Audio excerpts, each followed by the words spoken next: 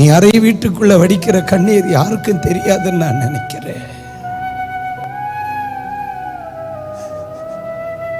தனிமையா போய் உட்கார்ந்து நீ அழுகிற கண்ணீர் யாருக்கும் தெரியாதுன்னு நான் நினைக்கிறேன்.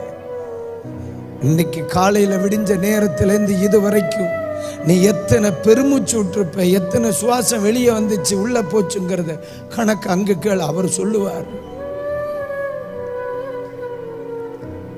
நீ நினைப்பதற்கு மேலா, நீ வேண்டுவதற்கு மேலா தருகிறவர். மக்களே, தெளிவா சொல்றேங்க.